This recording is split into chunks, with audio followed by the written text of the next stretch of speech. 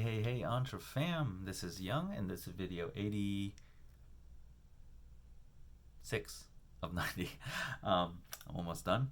By the way, I stopped doing my shirt of the day thing because I think I ran out of shirts to show. So, yeah. Anyways, if I do find one that I might have not shown, I'll do it again. But anyways, so I'm talking about my insight. Yesterday I talked about day one. I think I left a couple things out, so I'm gonna continue on with the things I missed in day one. I might have. I think these are from day one, but I can't remember for sure. But I think so. I didn't do a good job in taking notes. Well, at least labeling which day where they were from. I just kind of kept taking notes. But anyways, the thing I wanted to talk about is thoughtful communication, and this will help you a lot in your groups and once you deal with members and things like that. And basically, we need to practice thoughtful communication. Okay, now communication is just which is basically the human connection, right? It's the key to that personal and professional success, right? Now, we tend to listen with extreme prejudice. Now, what that means, I'm not talking about like, prejudice in terms of like, race or, things like that. What I'm talking about with prejudice is we prejudge. When we listen, we prejudge in our listening with all of the experiences that we've already had in our lives, right? Now, at the event, they talk about three ways that we listen, or that there are three ways to listen. The first one is what Todd calls agree with listening, and that's kind of like, you're listening to them, you're agreeing with them, you're like, yeah. You're trying to support them as best you can. Then there's disagree with listening, which is you're just really disagreeing with what they're saying, things like that. And these two, kind of, when you listen in these way with the prejudice in your mind, you're kind of communicating, or not communicating, but you're listening with the idea of, or the thoughts of, I already know, I'm right. Now with agree listening, you're saying you're right as well, right? You're agreeing with them and trying to support them. But in the disagree, you're saying you're wrong. So those two, we tend to listen with prejudice. Now, there's a third type of listening, which Todd coined as the be with listening. And what this is just being present, being there in the moment, removing all of the thoughts of prejudice, of like thinking from your experiences, but it's just truly being present. You're shutting off that part of your brain that's saying I'm right or they're wrong, things like that, and you're just being present while you're listening, and not prejudging anything they say with your experiences, but rather listening to what they say and seeing where they're coming from, right? Just it is hard to do. Like, thoughtful communication isn't easy, but with enough practice, it can become easy, of course. So, and when you're listening, your thoughtful communication is not going to come immediately to you, right? You're going to have to practice it.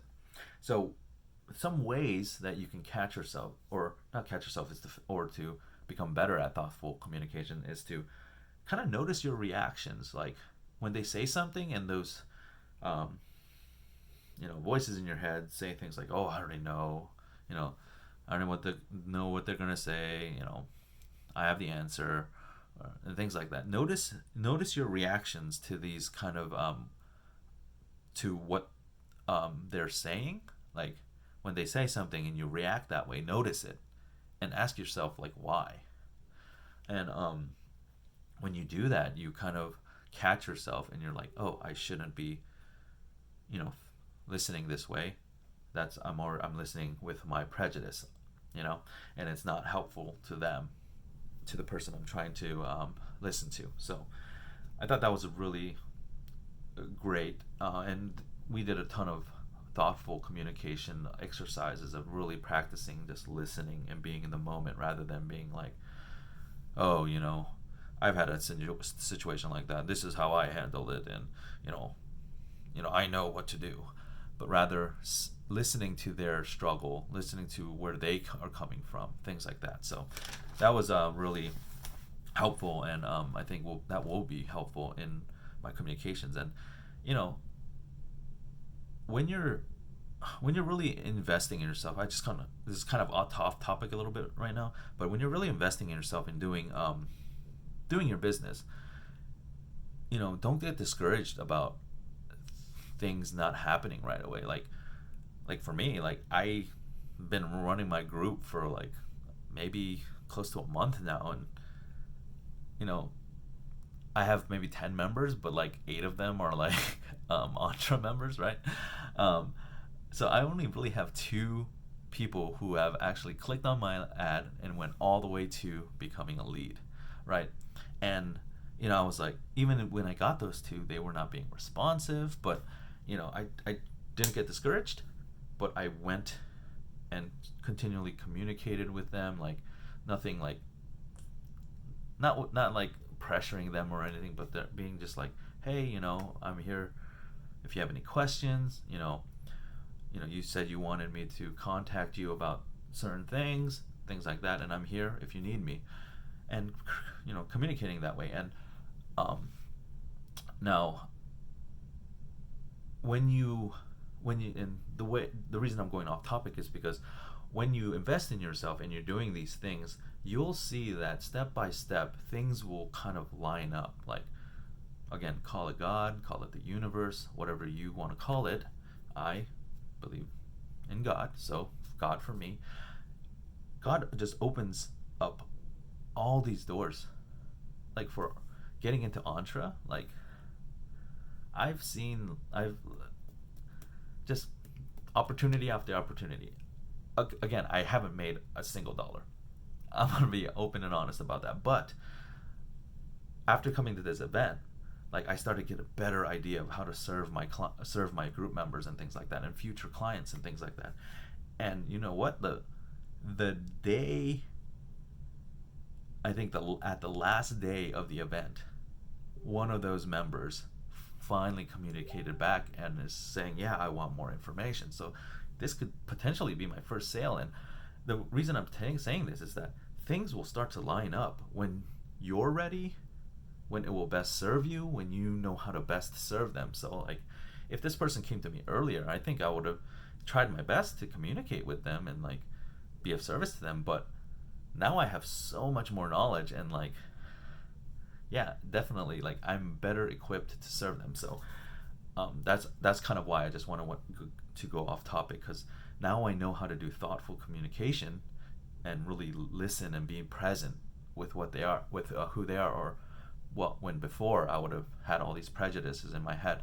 So that's something just I wanted to mention real quick. Now, let's see here. Another thing that we did was also talk about who we are, as a core in our core, as well as from that core, extending outward is our beliefs and our kind of like base programs, things like that. Then above that is like our feelings and our beliefs, and then after that is sorry, not beliefs, feelings and emotions, and then after that it's kind of like our actions and our behaviors, things like that. So, and then those actions and behaviors produce results, right? So now when at your core you're one way, but then through all of that, your programs, your feelings, your actions, and then those actions produce a result that isn't in line with who you are, then it kind of creates this whole ripple effect, or this like shakiness within you, like, and these results become unsustainable, because it's not who you are and it doesn't resonate with you. So, like, for example, just as a generic example, is like if you believe in, being honest and, above reproach and things like that, but then your actions, like, because say you're desperate for money and you do something that's not in line with your beliefs and stuff, those kind of actions kind of ripple through, and those actions become unsustainable.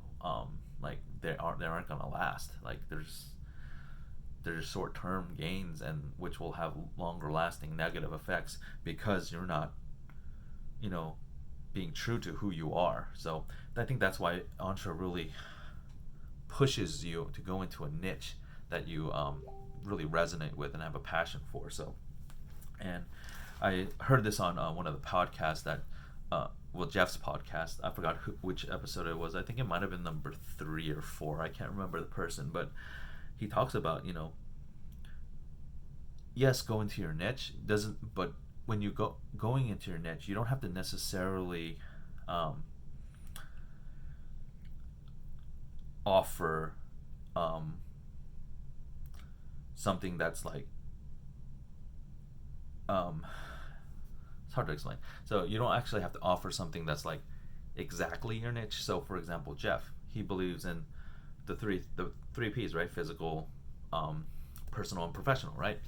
But if you look at all his ads, all he advertises is professional, right? Because that's actually what draws in more people, and then they will also see these added to benefits, because the professional is what draws the most people in, so he can get more people to listen to these other two aspects, right?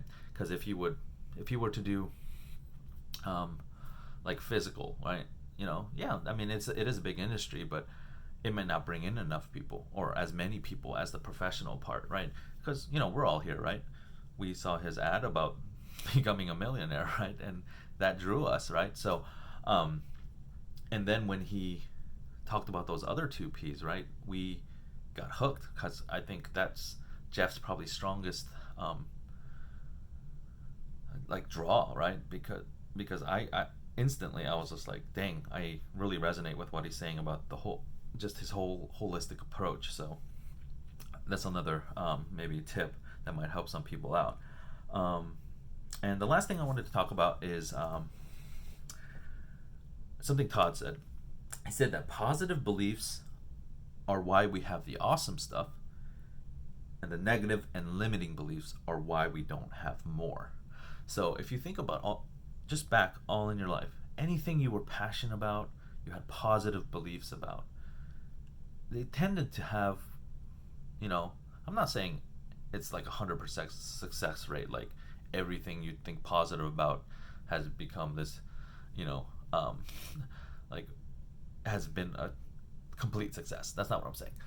But what I'm saying is, if you look through your life, things you were passionate about, you had positive beliefs about, usually tended to have a much better outcome, right? Or a much better chance to have a better outcome. And all of the negative beliefs, negative, limiting beliefs, things like that, are why we don't have more. Like, they're the things that stop us from having the stuff we really want, like your goals, maybe that house, that car, better relationships, whatever it might be. Once those limiting beliefs come in, they stunt you and they block you. But if we have that positively, we can push through those and just really put the work in. Like, nothing comes easy. Like Jeff says, nothing easy is worthwhile, and the vice versa, nothing worthwhile is easy, right? So, but if we have those positive beliefs backing us up, we do the work, right? We do hard things well, right? So, and they tend to have a positive outcome because we believe in it and we have a positive belief about it and have a passion for it. So that's something that really stuck with me there as well. And another thing was that when people tend to see value in us, we start to kind of make a change, right? and that also encourages self-confidence and things like that. So when there's value seen in us, like, we can really resonate with it, and um, have a lot of positive beliefs, and be and have a lot of success. But there are times when, of course, limiting beliefs are going to come back, right? um, but when that happens, what you will find is that we tend to put those who we love in situations where they need to jump through hoops, like figuratively jump through hoops, to um, show us that we have value, right? Well, like, if we're having a bad day and we're saying all these negative things about ourselves, we'll literally, well, or figuratively, like, have people who support us, like, jump through hoops to show that we have some kind of value, right?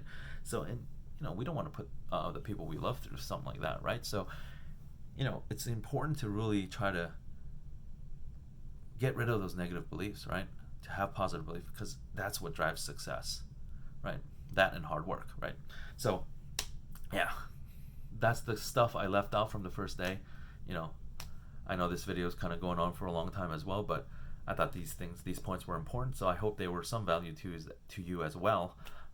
So yeah, I'm not gonna make it any longer. So we'll see you tomorrow for my 87. All right. Stay awesome, mantra.